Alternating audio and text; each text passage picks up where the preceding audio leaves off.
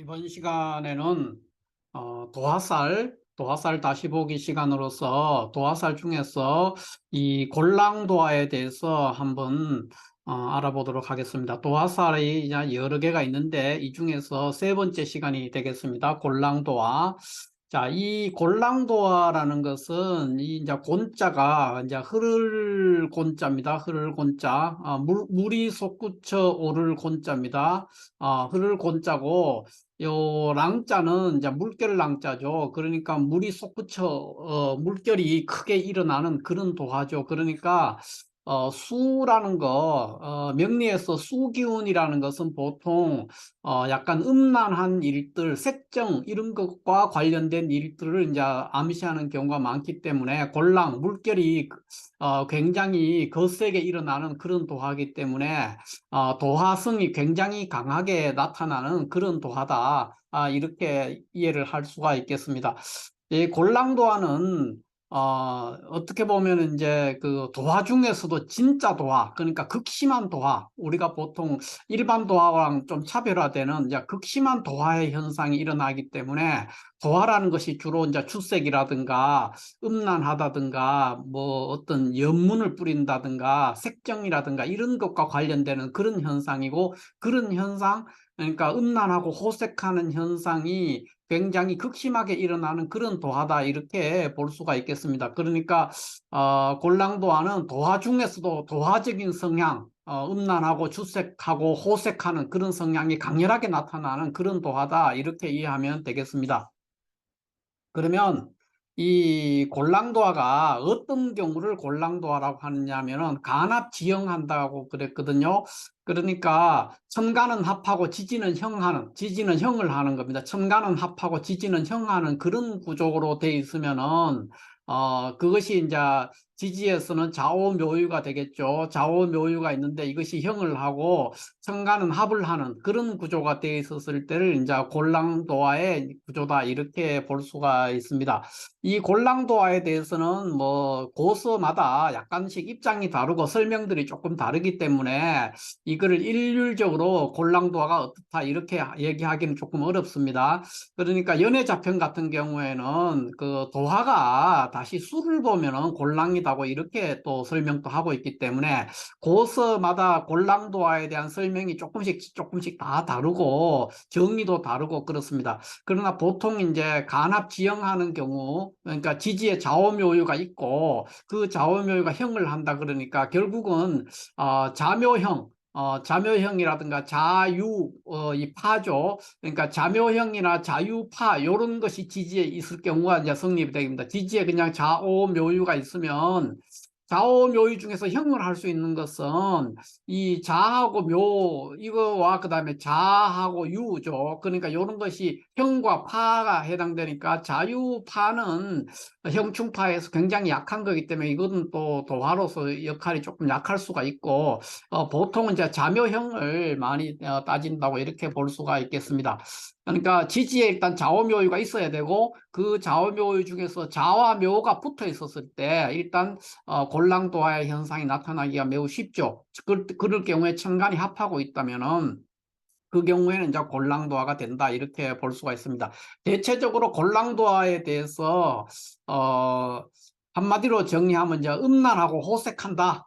뭐 이렇게 정리를 하면 됩니다. 천간은 합하고 지지는 형하는 형태로 도화가 되어 있다면은 이 골랑도화가 성립이 되는데, 그러면은 굉장히 사람이 남자든 여자든 음란하고 호색하고 색정이라든가 주색 이런 것들에 굉장히 빠져든다, 이렇게 볼 수가 있습니다. 그렇기 때문에 이게 고서에 보면 이렇게 돼 있어요. 황금골랑하고 역병제 신방광 그랬어요. 그러니까 그 음란함이 그 골랑에 빠져든다 그랬으니까, 그러니까 극심한 그 주색 잡기라든가 호색, 그러니까 색정 이런 거에 빠져들어서 병제 신방광을, 그러니까 콩팥과 방광에 병이 있다 그랬습니다. 그러니까 지나치게 음란하고 호색하고 이성을 밝히게 되면은 그 신장, 그러니까 콩팥이죠. 콩팥과 방광에 병이 생긴다 이랬어요. 그러니까 한의학에서는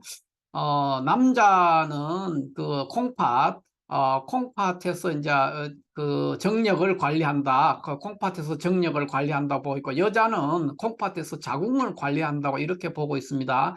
그렇기 때문에 과도하게 음란하고 호색한 일이 생기면 남자든 여자든 콩팥이나 방광에 병이 생길 수 있다. 이렇게 볼 수가 있죠. 또 그 외에도 기타 뭐 비뇨기 계통 이런데 여러 가지 성병 이런 것들이 이제 생길 수도 있겠습니다. 음란하고 호색하다가 보면은 그래서 여러 가지 질병을 이제 생식기나 콩팥이나 방광계통으로 연결되는 그런 쪽에서 여러 가지 질병을 안고 살게 되는 이제 그런 현상이 있을 수가 있다. 이렇게 볼 수가 있습니다. 지금은 그 대체적으로 그 요즘에는 자꾸 도화에 대해서 그렇게 부정적인 면이 굉장히 줄어들고 있지만은 불과 몇십 년 전만 해도 도화에 대해서 굉장히 부정적인 시각이 있었습니다. 그러나 원래부터 도화가 부정적인 의미로 있었던 것은 아닙니다. 예를 들어서 이제 이 골랑도화 같은 경우는 너무 극심한 도화이기 때문에 다소 부정적인 의미를 이제 내포하고 있지만은 일반적으로 도화는 남자든 여자든 도화가 없는 것보다는 도화가 한두 개 정도 있는 것이 좋은 경우가 많았고, 실질적으로도 한 1700년, 1800년 한 이 무렵까지도 1700, 800년 이 무렵까지도 도화에 대해서는 일반적인 도화에 대해서는 굉장히 긍정적인 의미가 강하게 있었습니다.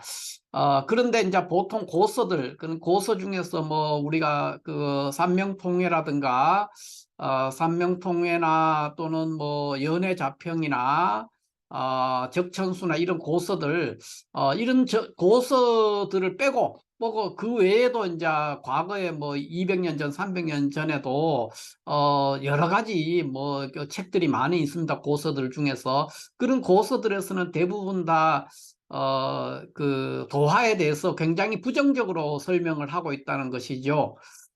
왜 그러냐? 왜 그랬느냐? 그러니까 그런 이유들은 뭐냐면 보통 이 명리서를 쓰신 분들이 보통 현직 그러니까 관리로서의 어떤 현재의 직책에서 물러나서 한직에서 돌던 사람들 그런 분들이 이제 많이 썼다는 거죠. 고서 중에서도 아까 이제 조금 전에 말했던 정통 그 명리학의 고서들 그런 고서들을 쓴 분을 빼고는 대체적으로 한직에서 좀 그 벼슬을 하지 못하고 좀 무시당하고 있던 또는 돈도 없던 그런 사람들이 주로 이제 이 음지의 학문인 그 명리서들을 이제 쓰기 시작을 했죠. 쓰는 분들이 많이 있었죠.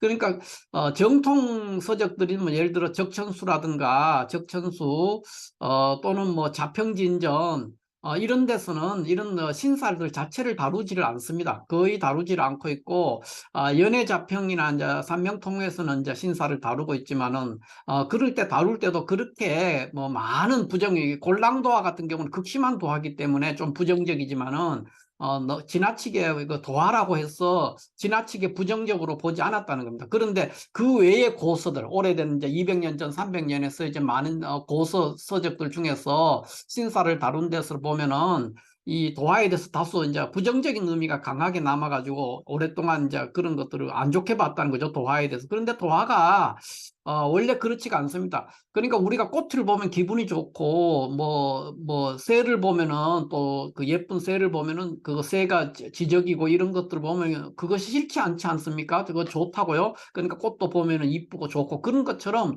도화도 그런 하나의 좋은 의미. 그러니까 사람들의 이목을 끄는 꽃이 있으면 우리가 쳐다보게 되죠. 그런 것 때문에 사람들의 이목을 끌고 인기도 많고 사랑을 받는다는 그런 의미로의 그 도화.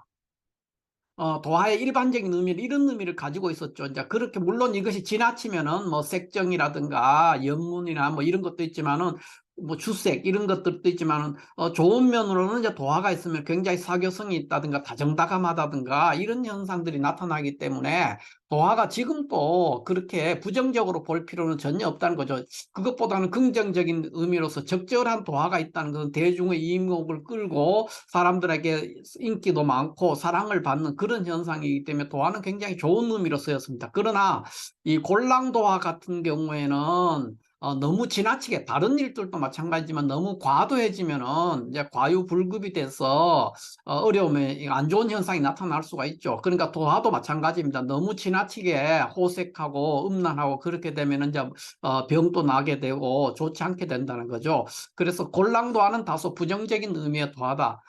지나치게 도화 현상이 나타나서 음란하고 호색을 너무 즐긴다. 이렇게 해서 좀 안 좋게 보고 있다. 이렇게 이해를 하면 될 것 같습니다. 그러나 일반적인 도화는 대중의 인기를 끌고 사랑을 받는다. 대중의 총애를 받는다. 그런 의미에서 꽃이나 새와 같은 것이 사람들이 꽃을 싫어하고 새를 예쁜 새를 보면서 새가 지저귀는 소리가 싫다고 하는 사람들이 거의 없듯이 꽃이나 새를 보고 그 이목을 우리가 쳐다보고 즐기고 좋아하듯이 도화도 그렇다는 것이죠. 그래서 이것에 대해서 도화는 너무 지나치지 않다면은 부정적인 것보다는 긍정적인 의미를 두고 보는 것이 굉장히 좋습니다. 그러면 오늘 공부하는 이 골랑도화에 대해서 어떤 경우가 골랑도화가 되느냐는 것을 한번 살펴보면은 천간은 합해야 됩니다. 천간은 합해야 되고 지지는 형해야 되기 때문에 지지가 형을 한다. 좌오묘유 중에서 형을 한다는 거죠. 도화에 해당되는 좌오묘유 이것이 왕지들이 형을 한다는 것은 형할 수 있는 것은 자와 묘뿐이고 그 다음에 자와 유죠. 자유는 파가 되고 자묘는 형을 하니까 요 경우밖에 없습니다. 그래서 천간에 일단 합하는 것을 보면은 갑기합, 을경합, 병신합, 정임합, 무게합 이렇게 5종류가 있고 그것들이 지지에서 형할 수 있는 경우를 보면 갑자, 기묘, 을유, 경자, 병자, 신묘, 정묘, 임자, 무자, 계묘 이렇게 조합이 될 수 있습니다. 이것이 일주를 중심으로 일주가 이거 갑자나 기묘가 어느 것이 돼도 상관이 없습니다. 어느 것이라도 일주가 일단 이 중에 하나가 있어야 되는 거죠. 그리고 일주를 중심으로 월주나 시주에 일주를 중심으로 월주나 시주에 이렇게 기묘, 갑자 이렇게 나란히 붙어 있으면 또는 경자, 을유 이게 어느 것이 일주가 돼도 상관이 없는 거죠. 을류가 일주고 경자가 월주라도 상관없고 병자가 일주고 신묘가 월주라도 상관없고 또는 신묘가 일주고 병자가 시주라도 상관없다는 거죠. 요 두 것이 일주를 중심으로 나란히 이런 식으로 붙어 있게 되면 지지는 형하죠. 자묘형을 하고 천간은 무게합, 뭐 정임합 이런 식으로 천간은 합하는 이런 구조가 되기 때문에 이런 것들을 이제 골랑도하다 이렇게 표현을 하는 겁니다. 그 중에서 네 개는 이 갑자, 기묘, 그 다음에 병자, 신묘, 정묘, 임자, 무자, 계묘란 이 조합들은 다 지지의 자묘형을 하는 구조고 천간은 이제 병신합, 정유합, 무게합, 갑기합인데 자유만은 이게 형이 아니고 이건 이제 파인데 형충파해 중에서 좀 약한 거죠. 이제 파니까 이제 그런 것도 요런 것도 이제 은밀하게는 이제 골랑도화를 하지만 골랑도화의 현상이 훨씬 약하다 이렇게 보면 될 것 같습니다. 어찌 됐든 이런 조합들 중에 이 글자들 중에서 갑자나 기묘나 을유, 경자, 병자, 신묘, 정묘, 임자, 무자, 계묘 이런 것들이 일주에 하나가 있을 때 일주를 중심으로 월주나 시주에 이런 조합들이 된다면 이 두 글자 중에 하나가 예를 들어서 정묘가 일주든 임자가 일주라면은 그 바로 옆에 월주나 시주에 이렇게 정묘가 있어. 임자가 일주라면은 정묘가 월주나 시주에 있다면은 성립이 된다는 겁니다. 이렇게 골랑도화가 이런 식으로 해서 구성이 되니까 결국은 일주를 중심으로 간합지형하는 구조, 그 구조가 골랑도화가 된다. 그리고 골랑도화가 되면 어떤 현상이 되느냐? 음란하고 호색하는 것이 지나치게 일어난다는 겁니다. 과도한 음란과 호색하는 현상이 나타남으로 인해서 그 결과로 신장이라든가 방광이라든가 기타 뭐 비뇨기 계통에 질병이 생기고 이렇게 되면 이제 보통 여러 가지 이제 문제가 생기죠. 단지 음란하고 호색하는 문제가 아니라 건강에 문제도 오고 또 재산을 탕진한다든가 이런 뭐 또는 온갖 구설에 연루된다든가 여러 가지 불이익을 받기가 굉장히 쉽고 사건 사고에 연루되기도 쉽죠. 그렇기 때문에 골랑도화가 있으면은 빈천해지기가 쉽다. 여자라면은 이제 굉장히 빈천해지고 남자도 가난해질 수가 있죠. 너무 주색 잡기를 즐기다 보니까 그런 현상이 있어서 안 좋게 보고, 일반적인 도화는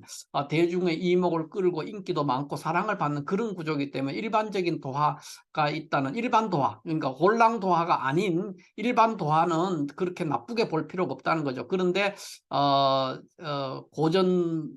오래된 고서들에 보면은, 그러니까 정통 고서들, 적천수라든가 산명통이라든가 연애자평 또는 뭐 그런 책들을 뺀 보통 많은 또 다른 명리 서적들이 있는데, 그런 데서 부정적으로 보는 이유는 그 당시 선비들 중에서 현직에서 물러난 분들이 주로 이제 이런 거를 하니까 결국은 뭡니까? 기생집에 가가지고도 그렇게 많은 대접을 못 받았다는 거죠. 그 선비들이. 그렇게 하다 보니까 도화에 대해서 굉장히 부정적으로 책을 썼다는 겁니다. 그러니까 일반 현직에 있는 선비들은 이런 책들을 잘 쓰지 않았죠. 그러니까 뭐 적청수나 산명통이나 이런 사람들은 현직에 있었던 사람들이고, 자평진전을 썼던 그 심요천 선생님 같은 경우에도 그 선비죠, 선비. 그냥 그 정통 선비이기 때문에 그런 도화, 그 자평진전에는 아예 도화뿐만 아니라 신살에 대해서 그 구체적인 신살에 대해서 언급하는 바가 없죠, 아예. 그런 상황에 있고, 그 외에 이제 보통 하던 한직에 있던 선비들은 선비들이 이런 명리 고서들을 많이 쓰고 또 신살에 대해서도 많이 썼는데, 그 고서들을 쓴 분들은 제가 추정하건대 그렇습니다. 추정하건대 대체로 이제 돈도 별로 없었고 현직에 있지 않고, 그러니까 술집이나 기생집에 갔을 때도 그 기생들로부터 별로 환영받지 못했을 거라고 보여지고요. 그렇게 되니까 다소 도화에 대해서 부정적인 의미로서 많이 했고, 그것이 남아서 최근 뭐 몇십 년 전까지만 해도 도화에 대해서 굉장히 좋지 않게 봤다는 것이죠. 그러나 실질적으로 도화는 꼭 사람들에게 한두 개의 도화가 적절하게 있는 것이 없는 것보다는 오히려 낫다. 이렇게 볼 수가 있습니다. 그래서 도화를 부정적으로 볼 필요가 없다. 이렇게 이해를 하면 될 것 같습니다. 자, 이렇게 해서 오늘은 골랑도화, 이 골랑도화에 대해서 한번 간략하게 한번 알아봤습니다. 감사합니다.